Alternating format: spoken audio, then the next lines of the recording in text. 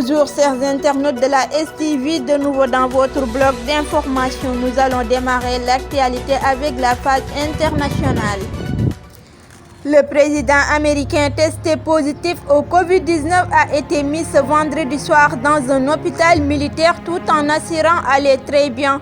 L'inquiétude gagne le camp républicain à un mois de la présidentielle face au démocrate Joe Biden qui, pendant ce temps-là, fait campagne sur le terrain.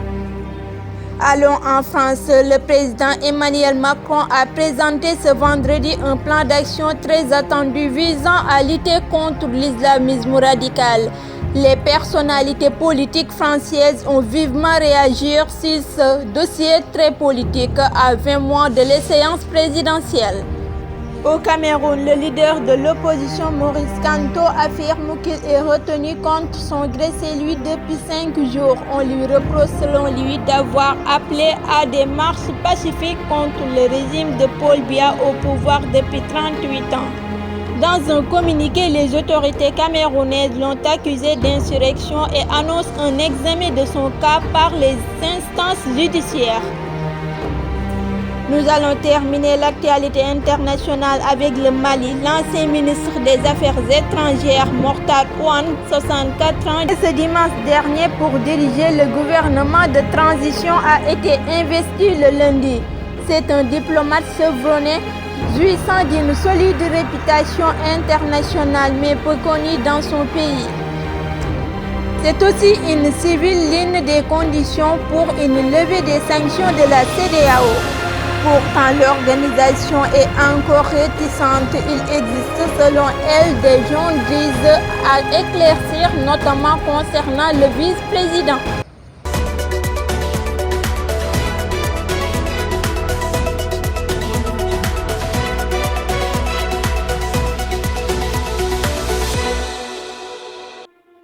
Nous allons entamer à présent la phase nationale des tensions avec le ministre du Développement communautaire, de l'équité sociale et territoriale, Mansour Faye, qui révèle que Ousmane Sonko est venu s'agenouiller devant lui pour avoir une audience avec le président de la République, Macky Sall.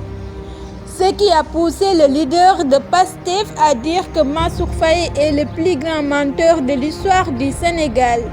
Ainsi, il ajoute: je vous autorise immédiatement à publier, afficher, divulguer, partager tout élément écrit, sonore, visuel à votre disposition. Parlons alors des 79 familles victimes du déguerpissement musclé dans la cité du terme sud de Ouakam qui avaient fait face à la presse. Une occasion pour ces anciens militaires retraités de revenir sur le bail et la manière dont ils ont occupé les maisons de l'État depuis plusieurs années. Toujours dans cette affaire, selon le directeur exécutif d'Amnesty du Sénégal, Seydi Gassama, l'armée et la Comico ne devraient pas procéder ainsi. En raison de la crise de la Covid-19 et des inondations, à moins d'offrir à ces sinistrés une solution alternative de relogement. Toujours dans votre phase nationale, sous le partenariat du FONGIP et de l'IMSEC, une somme de 100 millions de francs CFA est donnée aux femmes et jeunes entrepreneurs de Sandiara par le maire de la commune, Serigne Ndiaye Diop, pour le financement de leur projet. La cérémonie de remise des financements a été tenue ce jeudi dans la place publique de Sandiara. Nous allons terminer l'actualité avec le Grand Magal de Touba. À quelques jours du Grand Magal de Touba, le ministre de l'eau, Serigne Mbaye Thiam, a promis un accroissement des capacités de production de l'eau à Touba durant et pendant la période du Magal où des milliers de personnes sont attendues. C'était tout dans votre bloc d'information.